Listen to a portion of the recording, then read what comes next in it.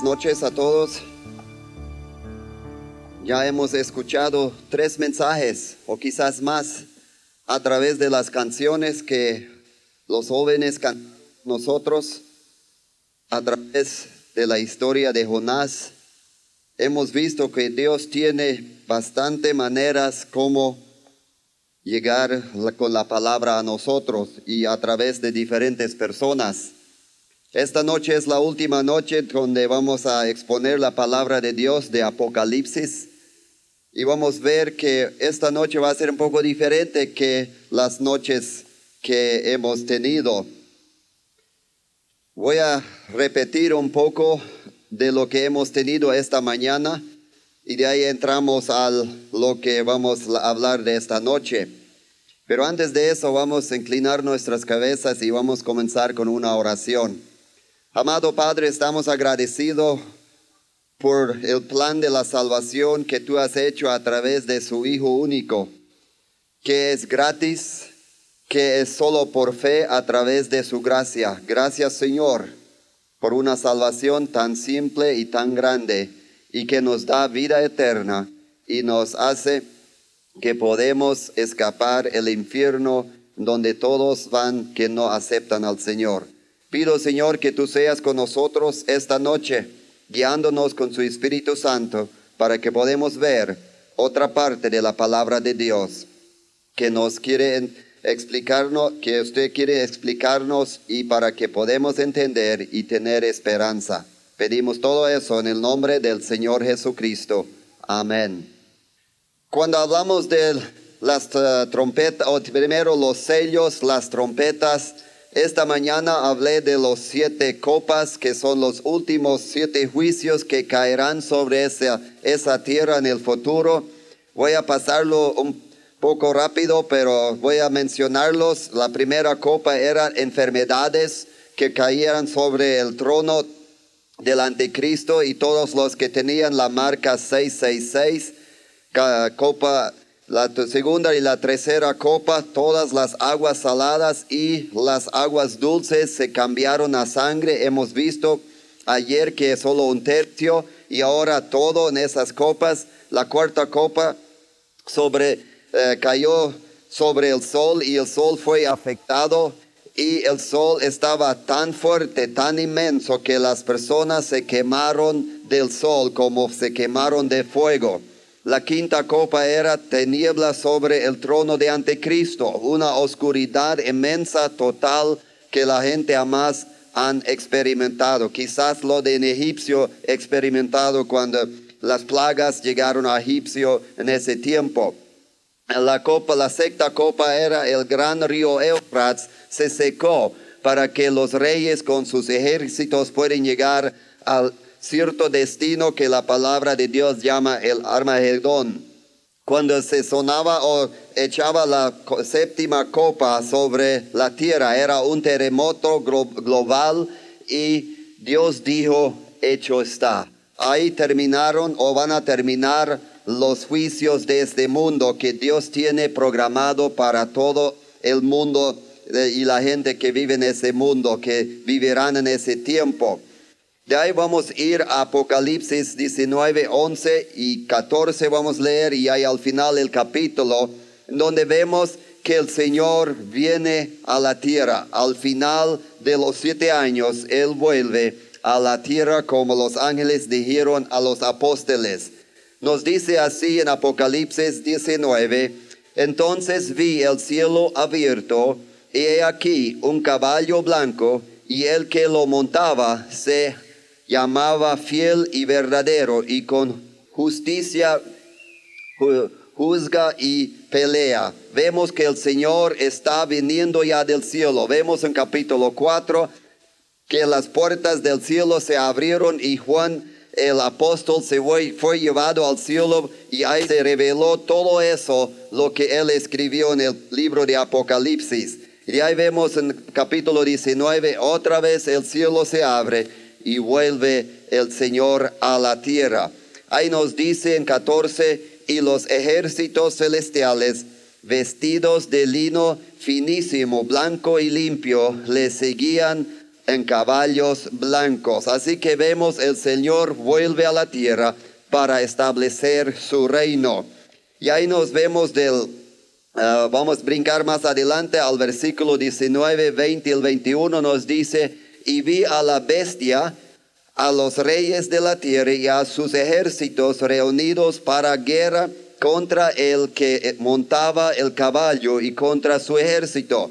Y la bestia fue apresada y con ella el falso profeta que había hecho delante de ella las señales con las cuales habían engañado a los que recibieron la marca de la bestia y habían adorado su imagen. Estos dos fueron lanzados vivos dentro de un lago de fuego que arde con azufre. Y los demás, escuchen, el falso profeta y el anticristo fueron lanzados directo al lago de fuego. Y de ahí dice, y los demás que eran personas, el ejército, los demás fueron muertos con la espada que salía de la boca del que montaba el caballo, y todas las aves se saciaron de las carnes de ellos. Aquí vemos que cuando la séptima copa fue echado sobre ese mundo, después de eso vino el Señor a la tierra para establecer su reino, y dice que se terminó con el falso profeta y el anticristo, lo echó directo al lago de fuego y las personas que eran a su lado fueron todos matados. Solo los que eran cristianos renacidos verdaderos que viven en ese tiempo van a sobrevivir esa guerra. Y esa es la guerra que la Biblia nos habla que es en el lugar de Armagedón, que la última guerra que ese mundo va a experimentar. De ahí en adelante vemos esta noche, vamos a hablar del reino que la palabra nos habla de que va a venir después de eso. De ahí en Apocalipsis capítulo 20 vemos el reino de 1000 años y nos dice así: vi a un ángel que descendía del cielo con la llave del abismo y una gran cadena en la mano, y prendió al dragón, la serpiente antigua, que es el diablo y Satanás, y lo atajó por 1000 años, y lo arrojó al abismo y lo encerró y puso su sello sobre él para que no engañes más a las naciones hasta que fuesen cumplidas 1000 años, y después de esto debe ser desatado por un poco de tiempo. Y vi tronos, y así está siguiendo lo que más vi. Pero vemos aquí, el Señor vuelve a la tierra con todos los ángeles y el ejército vestido en lino fino blanco, que son todos los cristianos que han aceptado al Señor y fueron resucitados, y también los que vivían en cuando llegó el arrebatamiento, que fueron cambiados a un cuerpo glorificado, vuelven con el Señor a la tierra para reinar con Él 1000 años. Esta noche vamos a hablar de lo bueno, de lo mejor. Hasta aquí hemos hablado de lo peor, lo que va a suceder en este mundo. Pero de aquí en adelante vamos a hablar más de la parte buena que va a suceder. Así que el reino milenio, podemos decir, los 1000 años, será un reino literal en el que Cristo gobernará durante 1000 años desde el trono en Jerusalén.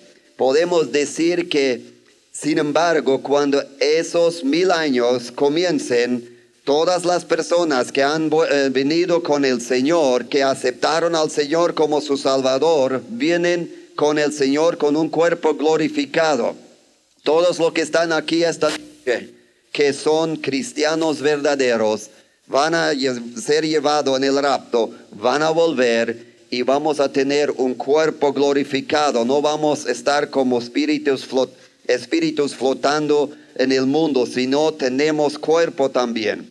Y tenemos un cuerpo glorificado y experimentamos físicamente el reinado de Jesucristo en esa tierra, porque nosotros vamos a volver con Él.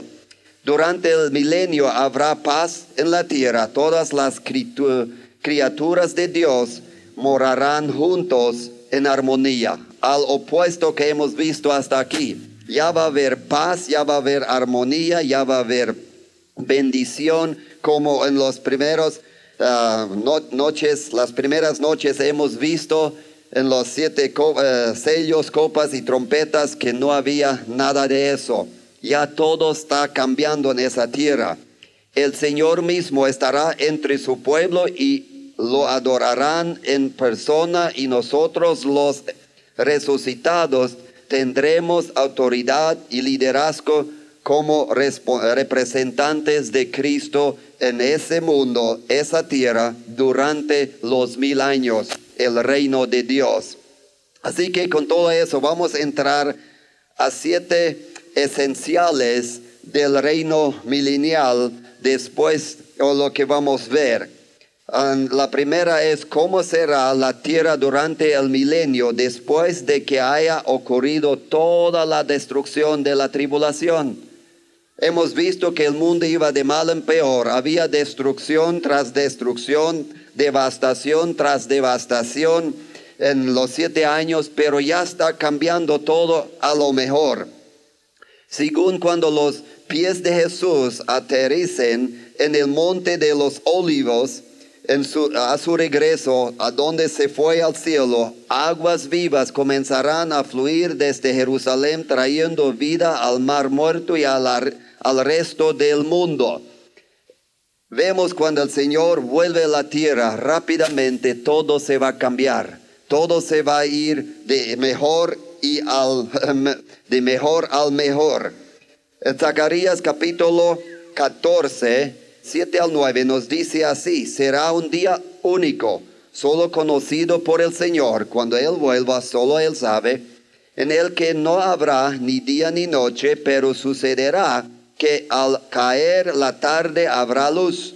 En aquel día saldrán de Jerusalén aguas vivas, la mitad de ellos hacían al mar oriente y la mitad hacia el mar occidental, en verano y en invierno. Y escuchen eso, versículo 9: y el Señor será rey sobre toda la tierra. En aquel día el Señor será único, y único será su nombre. Así que vemos que Zacarías nos dice claramente aquí que Él va a volver y el Señor va a ser el único rey sobre toda la tierra, y eso sucederá en ese tiempo, en los 1000 años. Vemos también en Isaías capítulo 11, 6 al 9, pinta un cuadro maravilloso de lo que nos da la restauración de la tierra de Edén, como Adán y Eva lo conocieron en su tiempo antes que llegó el pecado. Vemos que en estos versículos, Isaías 11, 6 al 9 dice: morará el lobo con el cordero, y el leopardo con el cabrito se echarán en tierra. El becerro, el león y la bestia doméstica andarán juntos, y un niño los pastoreará. La vaca pasará junto a la osa, sus crías se echarán juntos, y el león como el buey comerá paja. El niño de pecho jugará sobre la cueva de la cobra. El recién destetado extenderá su mano sobre la caravana de la víbora. No habrá mal ni dañarán en todo mi santo monte, porque la tierra será llena de conocimiento del Señor, como las aguas cubren el mar. Así que vemos que el Señor Jesucristo va a gobernar en ese mundo. Lo que vemos que va a haber paz entre los animales, va a haber armonía entre las personas, entre el mundo animal. Ya no va a haber animales que comen otros animales. Todo se va a cambiar en ese mundo durante estos 1000 años. Y la gente van a vivir al opuesto y experimentar al opuesto lo que recién ha pasado. Así que vemos que Dios tiene un plan perfecto para ese mundo, pero el pecado lo destruyó, y Él lo va un día a mostrar que era su plan. Otro aspecto que vemos en Isaías 65:20 nos dice que cuando alguien muere de los 100 años será como si hubiera muerto un niño. Los seres humanos volverán a disfrutar la vida más larga, como la vida era antes del diluvio. En el tiempo de Noé, en tiempos de antes del diluvio, la gente vivía muchos años, vivían hasta 600, 500 y más años. Y dice, en ese tiempo del milenio, en esa tierra, la gente otra vez van a vivir muchos años. Así eso va a cambiar. Quizás la pregunta es, ¿cuál es el propósito del milenio? Hemos visto lo mal, peor, y ahora vemos que está cambiando a lo bueno, a lo máximo que el mundo jamás ha visto. Solo puedo ofrecer unas opciones o pensamientos que salen de la Biblia. Durante el milenio, Jesús estará sentado en el trono de David, gobernando justamente el mundo. Él va a estar en Jerusalén y hay muchos detalles que no puedo mencionar lo que va a suceder en los 7 años de tribulación, porque el templo para los judíos va a ser construido y en ese templo el Señor Jesucristo, cuando viene a la tierra, va a sentarse en ese templo sobre el trono de David y va a gobernar todo el mundo, lo que vemos ahora, y nosotros vamos a reinar con Él juntos. Así que Cristo va a estar en nuestra tierra. Otra es, mientras que el pecado todavía esté presente en el mundo, será tratado instantáneamente y justamente. En ese tiempo ni un mal va a poder producir fruto. Si alguien va contra Dios o si alguien que entró al milenio, todavía tienen el cuerpo pecaminoso, se ponen contra Dios o contra la justicia, de una vez van a ser, podemos decir, matados, para que la maldad no se da fruto y procede. Así que eso va a ser otro. La siguiente va a ser, esto significa que por primera vez en la historia de la humanidad, desde el jardín de Edén, este planeta estará lo más cerca posible de lo que Dios planeó desde el principio, como Edén, donde Adán y Eva vivían. Hasta el final, cuando llega al final del milenio, y otra vez vemos que por un momento desastre va a venir otra vez, porque Satanás está librado por un tiempo. La segunda expectativa o esencial, podemos decir, ¿qué harán los creyentes durante el milenio? ¿Vamos a estar aburridos? ¿Vamos a estar haciendo nada? ¿Qué vamos a hacer? ¿Qué van a hacer los creyentes y todos nosotros que están aquí esta noche, que son creyentes verdaderos, renacidos? ¿Qué vamos a hacer ahí con un cuerpo glorificado? La respuesta corta es que los creyentes gobernarán y reinarán con Cristo. Eso es la respuesta corta. Sabemos por Isaías 9:6 nos dice que algún día el gobierno del mundo estará sobre su hombro. Jesús va a gobernar y nosotros vamos a estar gobernando junto con ellos, que vemos en Apocalipsis.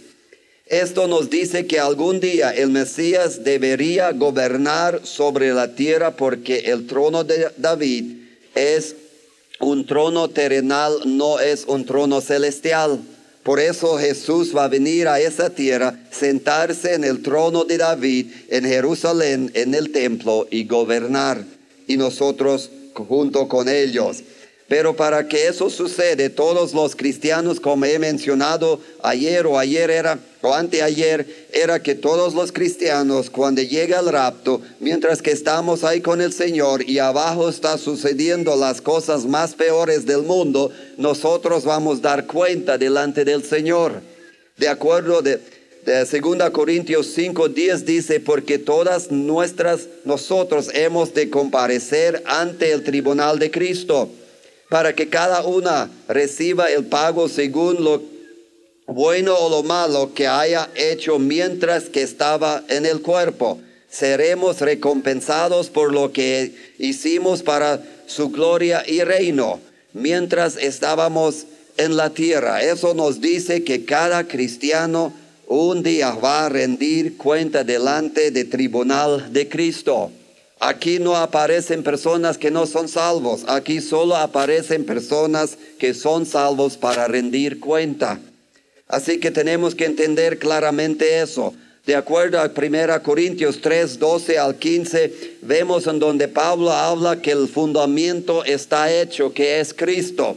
Pero dice a los corintios, cuídense, que las obras buenas son para glorificar a Dios. Él usa palabras, digamos, para que entendemos oro, plata y piedras preciosas. Eso vemos en 1 Corintios 3, 12 al 15, leyendo este texto.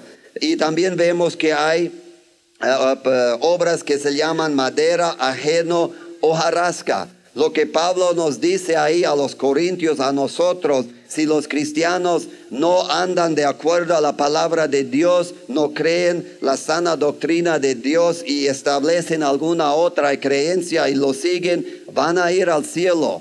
Pero un día van a rendir cuenta y van a perder lo que ellos han recibido del Señor porque no hicieron lo que Dios quería que ellos hagan. Por eso para nosotros ahora es muy importante que vivimos, como dice aquí, oro, plata y piedras preciosas. Estas son obras que hacemos, o mejor dicho, que Dios hace a través de nosotros, que son aceptados en los ojos de Dios, y de estas obras Dios nos va a recompensar. Pero las obras que hacemos en la carne, por su propia voluntad, no vamos a recibir nada, sino se va a quemar como nada. Así que la responsabilidad que se nos da al gobernar con Cristo durante el milenio será gloriosa y realizaremos nuestro servicio como servicio al Dios Altísimo. Así que antes de eso vemos que vamos a ser recompensados o vamos a perder recompensa por no servir al Señor o andar justo en esa tierra con el Señor. Así que la primera vez, ¿qué harán los creyentes durante el milenio? Vamos a estar ocupados, vamos a gobernar o vamos a reinar junto con el Señor en esa tierra. No vamos a estar ahí aburridos, vamos a estar ahí haciendo las cosas que Dios quiere que hacemos. La tercera es, ¿cuándo tendrá lugar la división de las ovejas y los cabrios? Como lo mencionó Jesús en el discurso del Monte de los Olivos. Vemos en Mateo capítulo 25, 31 al 14, donde él habla de esto. También hemos visto esto antes. Pero lo que sucede, este evento sumirá al final de la tribulación, antes que comienza el milenio.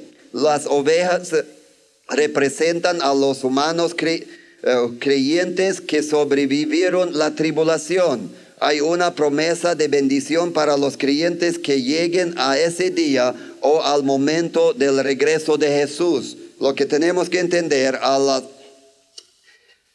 las semanas 70, que son los 7 años de tribulación, solo incrédulos entran, porque todos los creyentes son arrebatados. Cuando llegamos al final de los 7 años de tribulación, todos los incrédulos van a ser matados, como hemos visto que el falso profeta, el anticristo, son hechos al lago de fuego, y todos los demás, el ejército de ellos que son humanos, son matados.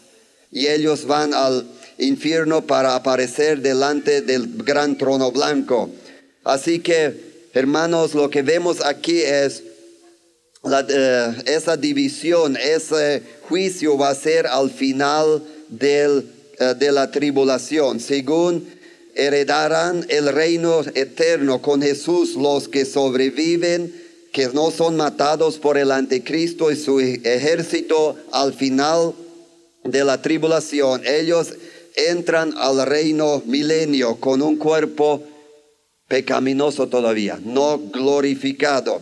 Vamos a leer Mateo 25, 31 al 34. Dice, cuando el Hijo del Hombre venga en su gloria y todos los santos ángeles con él, se sentará en su trono de gloria y será reunidas delante de él todas las naciones. Entonces apartará a los unos de los otros, como apartar Aparta el pastor las ovejas de los cabritos, y pondrá las ovejas a su derecha y los cabritos a su izquierda. Luego el rey dará a los de su derecha: venid, benditos de mi Padre, heredad el reino preparado para vosotros desde la fundación del mundo. Así que ese juicio de separar las ovejas y los cabrios es al final de la tribulación, cuando el Señor vuelve a la tierra. Y como hemos visto en Apocalipsis 19, que ahí va a ser esto cuando sucede la guerra de Armagedón. Ahí sucede ese juicio. Todos los que sobrevivieron, que son cristianos, entran al reino milenial y los otros son matados.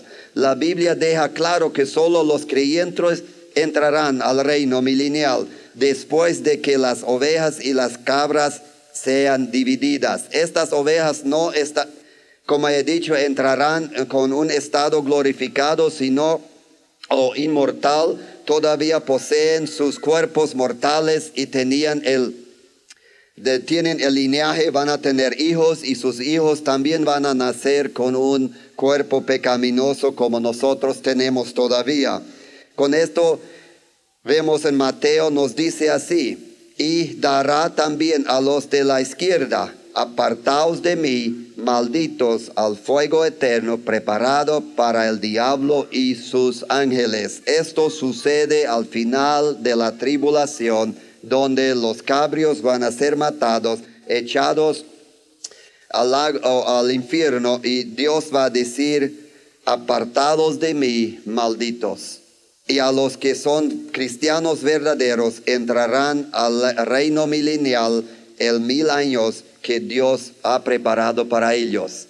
Aquí vemos que Dios tiene cosas buenas para los que aceptan a Él. Aunque sufrimos en ese tiempo a veces, tenemos que luchar cada día contra el mal, pero el día llega en donde vamos a ser como reposando de todo el mal, y vamos a disfrutar de lo que Dios tiene para nosotros como cristianos. Con eso vamos a la cuarta esencial. ¿Qué quiere decir cuando dice que Israel será uno de los tres con Egipto y Asiria? Cuando sucede esto, vemos que un día Asiria y Egipto van a estar uno con Jerusalén. Hoy en día son los enemigos más grandes de Israel. Pero la profecía de Isaías 19, 24 y 25 nos dice así: en aquel tiempo Israel será tercero con Egipto y con Asiria, para bendición en medio de la tierra, porque el Señor de los ejércitos les bendecirá con estas palabras: bendito sea Egipto, pueblo mío, y Asiria, obra de mis manos, e Israel, mi heredad. Aquí vemos claramente estos dos pueblos, y podemos decir estos tres pueblos están enemigos ahora, no tan como amigos ni están como amables uno al otro, pero nos dice que un día va a suceder. Eso sucederá también en el tiempo de los 1000 años. Apocalipsis 17:10 también vemos donde Egipcio, y más en otras escrituras, que Egipto y Asiria son los dos primeros de los 6 imperios mencionados que esclavecieron a Israel. Egipto mantuvo a los hebreos como esclavos durante 430 años, de acuerdo a Éxodo 12, capítulo 12, versículo 40.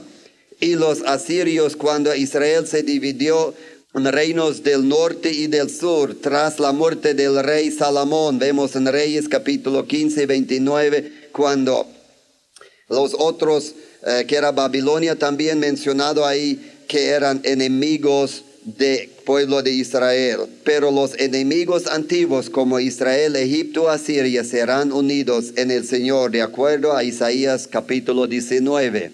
Lo que vemos en este texto es que enemigos pueden arrepentirse de uno al otro, pueden reconciliarse y pueden unirse. Y con eso quiero animar esta noche. Vemos que Dios puede hacerlo entre las naciones, así Dios puede hacerlo entre personas personales. Si estás aquí esta noche amargado por las cosas que ha pasado en su vida o alguien te hizo daño y hizo doler mucho por lo que ha sucedido, arrepiéntense, reconcíliense con las personas y vayan juntos sirviendo al Señor porque tenemos poco tiempo. Y aunque quizás el rapto no viene pronto, quizás 10 años más, quizás 50 años más, no sé. Pero lo que sabemos, nuestra muerte no está garantizado.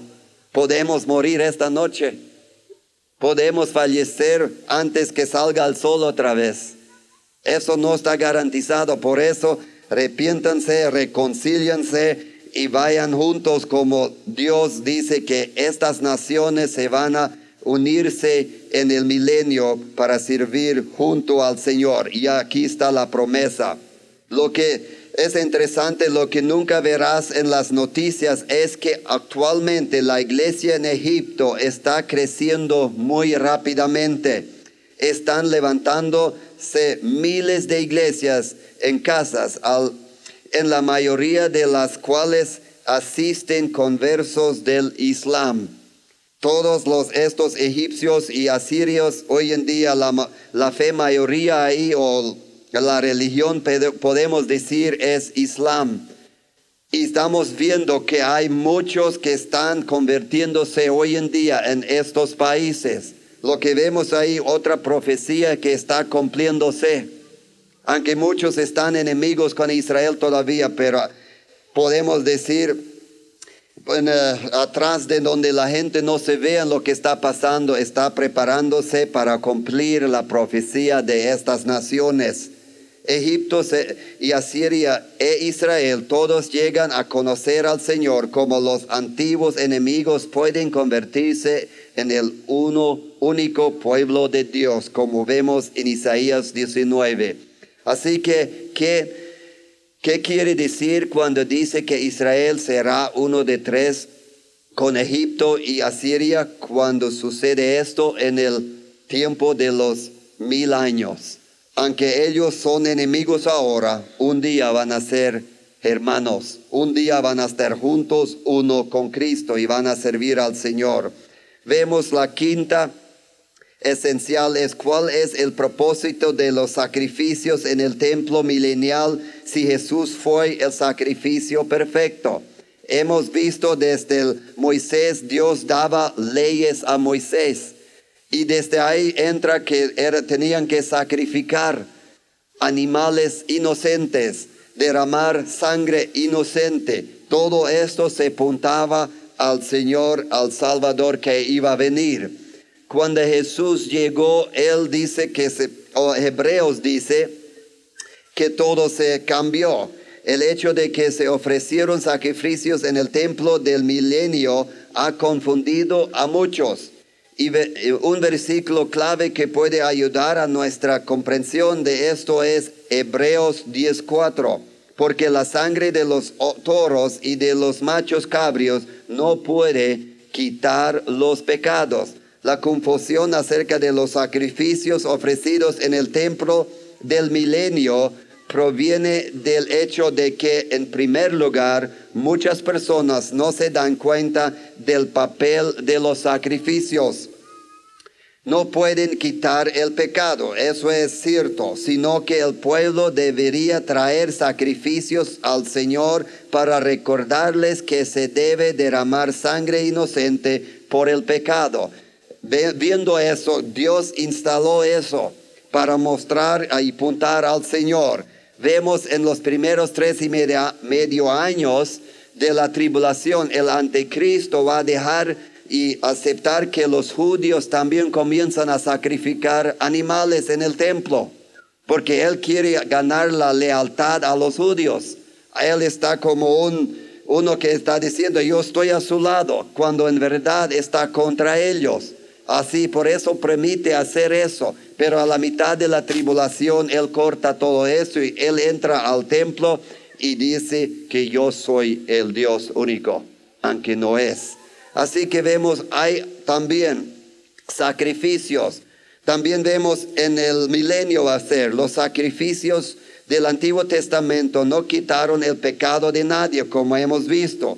En cambio, señalaron el sacrificio máximo que nunca sería necesario repetir. Los sacrificios del Antiguo Testamento apuntaban a Jesús, y los sacrificios ofrecidos en el cuarto templo, que es en el milenio, durante el milenio harán lo mismo. Los sacrificios en el milenio no van a ser para perdonar ni nada, solo van a ser para recordar a los judíos qué le costó a su Salvador para salvarles, para que puedan experimentar físicamente qué les costó al Señor, y que del Antiguo Testamento el Señor iba apuntando a una persona que es Jesucristo, para que el pueblo de Israel sepa qué costó a Jesús a salvarles y cuánto de ellos murieron por darle la espalda al Señor, porque lo clavaron a la cruz. Y en el milenio va a haber sacrificios para recordar a los judíos qué le costó al Señor. No es para perdonar pecados, porque Jesús hizo todo eso en la cruz. Es como hoy en día nosotros estamos tomando o tenemos eso en la iglesia de la Santa Cena. No es que el pan y el jugo o el vino que tomamos, que es el pan, que es el cuerpo de Cristo, tampoco lo que tomamos es la sangre de Cristo. Estos son representaciones, lo que el cuerpo de Cristo pasó por nosotros para salvarnos. Así que los judíos van a sacrificar en el milenio para que sepan qué costó al Señor. Con esto vamos a la secta esencial del milenio. ¿Por qué es necesario que el diablo sea librado al final del milenio? Es una pregunta muy profunda. ¿Por qué? ¿Por qué no lo deja ahí nomás y se termina el mundo? Nos dice la única formación que las escrituras nos brinda aparece en Apocalipsis 20, 7 al 9. Dice: cuando los 1000 años se cumplan, Satanás será librado de su presión y saldrá a engañar a las naciones que están en las 4 esquinas de la tierra, a Gog y a Magog, a fin de reunirlos para la batalla. Su número es incontable. Como la arena del mar, subirán por toda la extensión de la tierra y ordenaron el campamento de los santos y la ciudad amada. Y de parte de Dios descendió fuego del cielo y los consumió. Vemos aquí que Satanás está librado. Una vez que está librado, recuérdense, el falso profeta, el anticristo, ya no hay. Todos los incrédulos que habían al final de la tribulación, todos murieron. Solo entraron creyentes. Ellos tenían hijos como nosotros hoy en día, pero todas las personas, como la palabra nos indica, tenían que aceptar al Señor como Salvador, igual como nosotros. Pero como el mundo va a estar tan bueno, tan armonioso todo y tan bueno como el mundo jamás ha visto, muchas personas no van a aceptar al Señor. Cuando llega al final del milenio y Satanás es librado, no saben de un espíritu malo ellos. Lo único malo que ellos saben es su propia naturaleza pecaminosa, pero no saben de esa lucha contra el espíritu malo como nosotros ahora. Y el espíritu malo, Satanás, va a ir por todo el mundo y va a ganar gente a su lado como la arena del mar. En ninguna parte de ese pasaje vemos el motivo de Dios para librar a Satanás. Aquí hay algunas ideas que tenemos de la Biblia. Al mirar hacia atrás en la historia, la liberación de Satanás después de 1000 años de gobierno junto sobre la tierra lleva al mundo a un lugar donde se podría decir que Dios ha tratado de comunicar su amor y verdad al mundo a través de todos los medios posibles. Y aquí hay 4 medios que podemos sacar de la escritura que Dios usó. Primer medio era Dios caminó con los hombres, Adán o las personas, Adán y Eva, al atardecer del día en el jardín de Edén, y el hombre eligió la desobediencia en vez de tener una comunicación con Dios. Eso es el primer medio. El primer medio es que Dios trató de comunicar su amor, y aunque el hombre no sabía de la maldad todavía, solo sabía del amor de Dios y la parte buena. No sabía nada del pecado, y Dios tenía comunión con él, pero el hombre, en vez de elegir comunión, eligió desobediencia. El segundo medio es, Él dio al hombre una ley a través de Moisés como un medio por el cual la vida podía vivirse en su máxima expresión. Y los hombres eligieron la desobediencia antes que la aceptación de la ley. Otra vez estaban contra, aunque Dios a través de la ley mostraba al hombre cómo podían vivir en armonía en ese mundo. La tercera es, luego vino a su Hijo. Allá llegamos al máximo, podemos decir, llegó su Hijo único al mundo en semejanza de carne humana, para ofrecerse a sí mismo como sacrificio perfecto por los pecados del mundo eterno. Y el hombre eligió la religión en vez que ser justificado por Dios. Otra vez vemos que el hombre eligió algo falso, algo que parecía a él en vez al Señor Jesucristo único. Así que vemos que Dios ha tratado a través de varios medios, hemos visto 3 ahora, cómo comunicar su amor a través de su Hijo al último, pero el hombre eligió fe falsa. Eso es religión, en donde el hombre mismo puede trabajar por su salvación. Y la palabra nos explica claramente que ninguno puede hacer algo para su salvación. Es 100% a través de la gracia por fe en Jesucristo. Y finalmente, Dios enviará a su Hijo al regresar al mundo, al final de la tribulación, no como un cordero ofrecido, sino como el león de Judá, para gobernar y reinar y hacer justicia. Viendo todo eso, Dios habrá tratado de alcanzar al hombre de todas las formas posibles con la esperanza del cielo a través de su plan de salvación. Sin embargo, millones rechazaron su oferta de salvación y no se arrepintieron.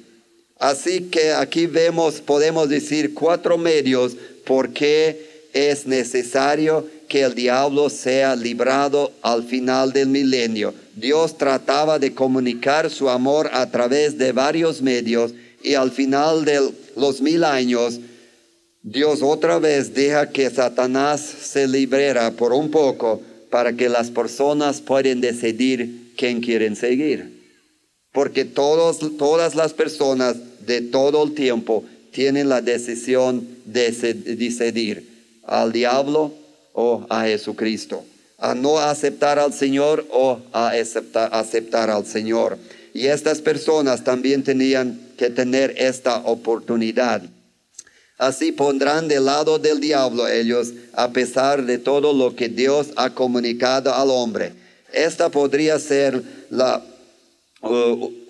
estas podrían ser las razones por qué Dios deja que Satanás salga por un momento.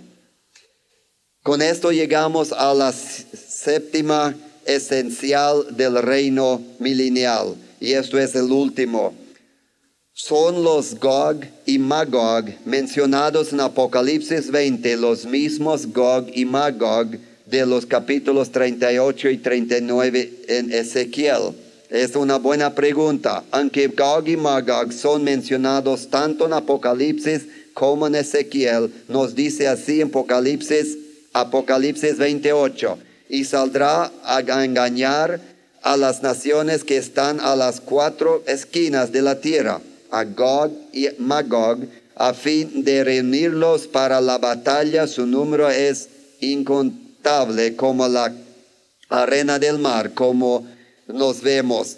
Pero en Ezequiel capítulo 38 y 39, los dos pasajes presentan actos completamente diferentes. Ezequiel 38 y 39 es un conjunto de naciones, son enviados a Israel y los nombres antiguos de esas naciones están nombrados para nosotros. En Ezequiel capítulo 38.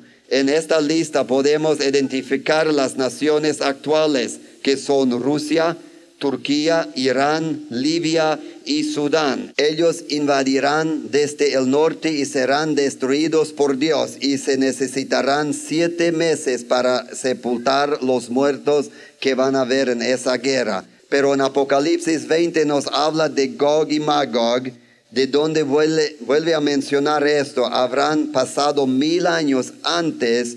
Y esta vez la batalla no será contra Israel, como hemos visto. La primera batalla de Gog y Magog era contra Israel. Esa no, sino contra los santos que gobiernen con Cristo durante el milenio. Y los enemigos no vendrán de un puñado de naciones, como hemos visto los primeros, como sucede en Ezequiel, sino de los 4 confines de la tierra, y serán contados como la arena del mar. Así vemos la diferencia de Gog y Magog en Ezequiel. Son naciones que van contra Israel, que es en la tribulación. Aquí al final está mencionado Gog y Magog, que él tiene la presentación de Satanás, está ganando gente a su lado en lo poco tiempo que él está librado para ir contra los santos en el milenio. Pero nos dice claramente la palabra de Dios que ya no va a haber más guerra. La última es al final de la tribulación. Así que después de la guerra en Apocalipsis 20, el diablo y todos los que lo siguieron serán llamados al reinado del juicio gran trono blanco. Y van a ver juzgados. Entonces serán condenados y se unirán a la bestia y el falso profeta en el lago de fuego, y para jamás serán vistos ni oídos de ellos. Lo que vemos que es interesante cuando llegamos al final del milenio, el momento o el periodo que ese mundo va a experimentar, el periodo más mejor que jamás el mundo ha experimentado, va a llegar al final y va a haber un tiempito de caos otra vez. Pero Dios no va a dejar que suceda ninguna guerra. Dice que fuego va a caer del cielo y consumir todos los que van contra los santos con Satanás junto. Y todos van a ser juzgados delante del trono blanco, y de ahí en adelante de ahí se van a ser echados al lago de fuego. Así las dos guerras de Gog y Magog son separados con 1000 años, pero el enemigo tras de ambos es el mismo Satanás. Así que vemos los 1000 años son algo muy maravilloso para este mundo. Y de ahí después de eso vemos que de los 1000 años, cuando ya se pasó el gran trono blanco, vamos a ver que Dios hace nueva tierra. Así que para la conclusión hemos analizado el rapto, la tribulación, el milenio.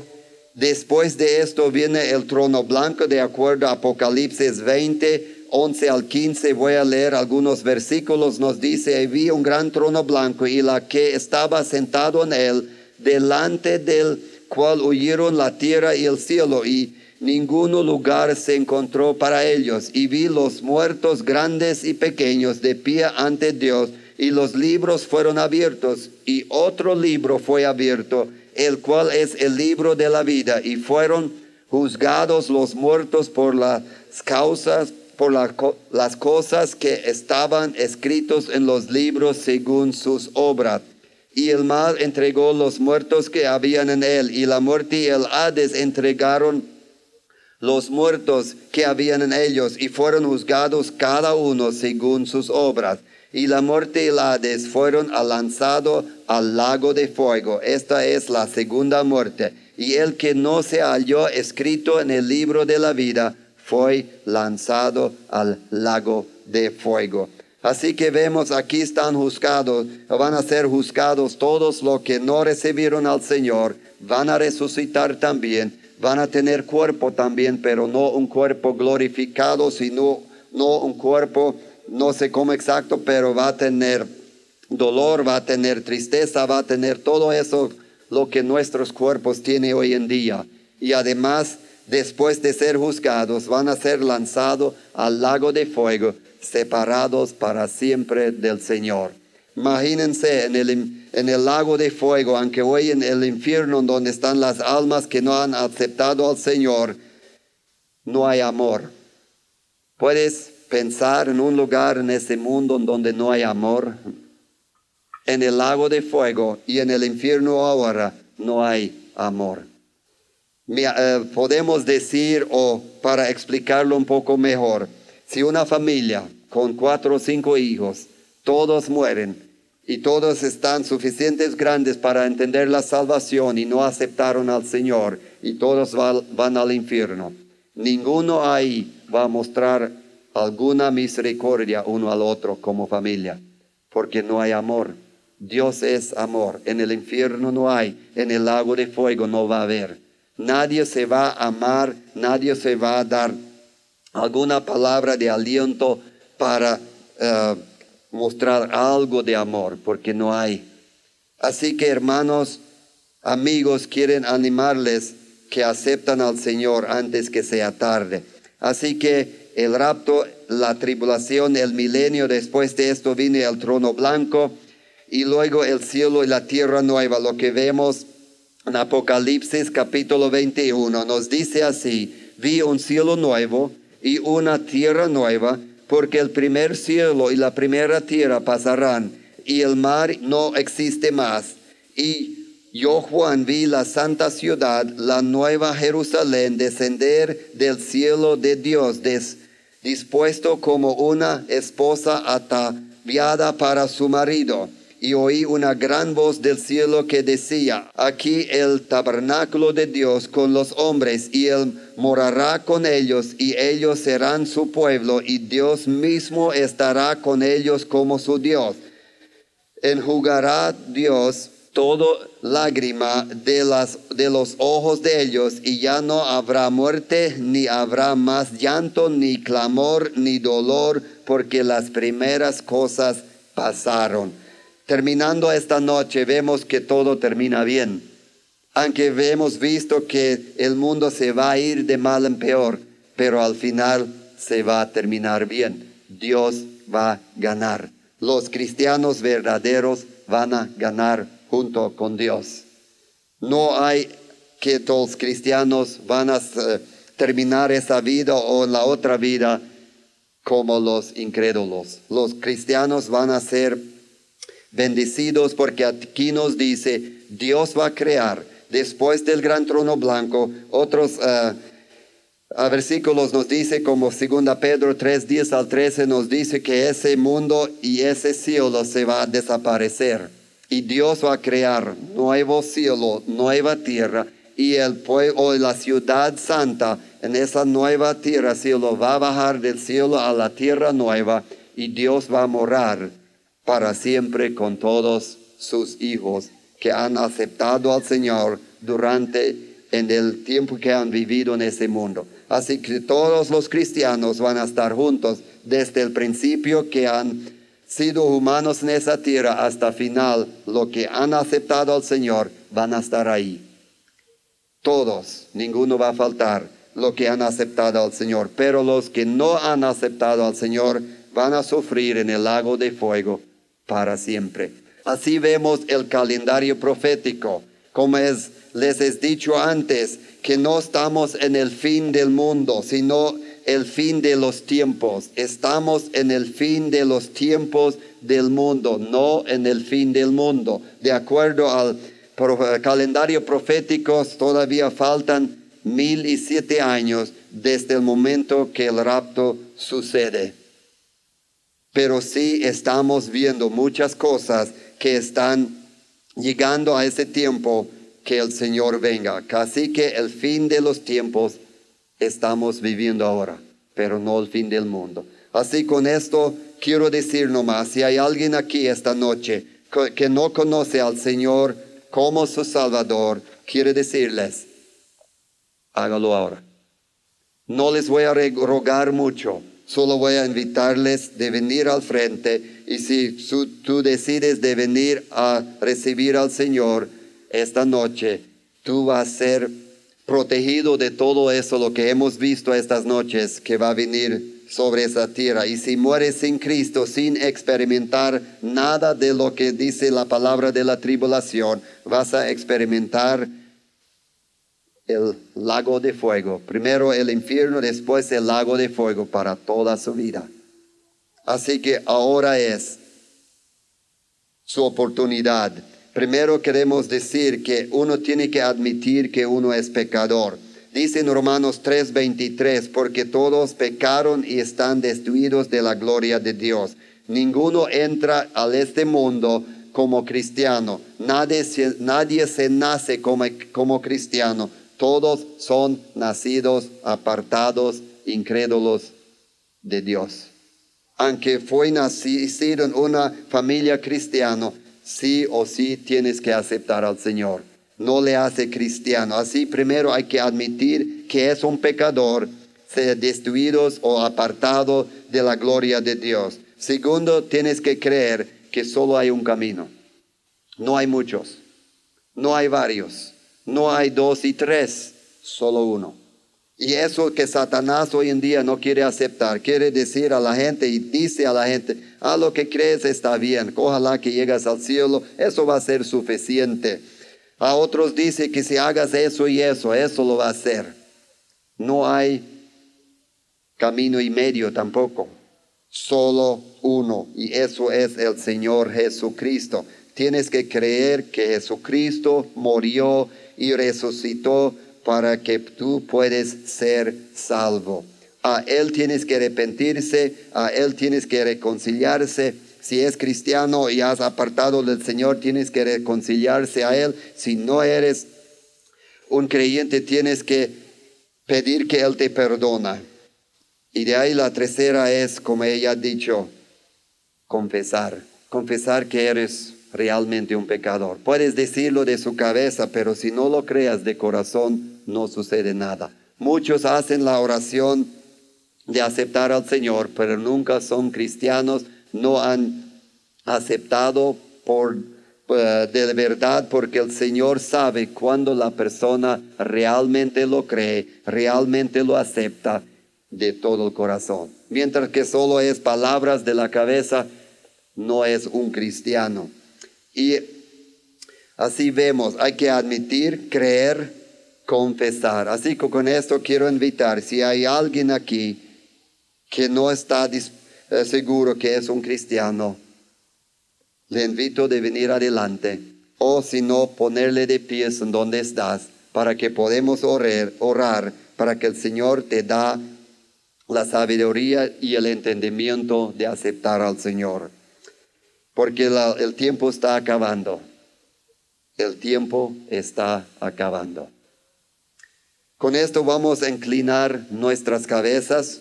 Voy a dar una oración, y si lo sigues de todo el corazón y lo crees, el Señor te va a salvar, no yo. Yo soy una persona igual como ustedes. Solo la oración de fe de todo el corazón te salvará. Con esto vamos a ponernos de pies para la oración final, y de ahí vienen los jóvenes para guiarnos en unas canciones. Padre nuestro, estamos agradecidos por esta noche.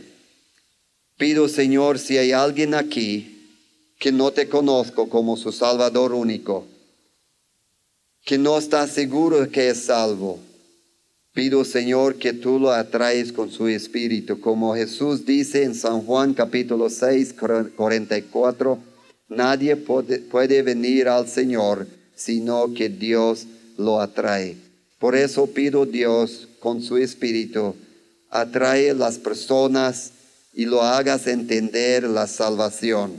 Con eso quiero entrar a la oración de la salvación. Señor mi Dios, he entendido esta noche que soy un pecador apartado. Perdóname, Señor, por todos mis pecados.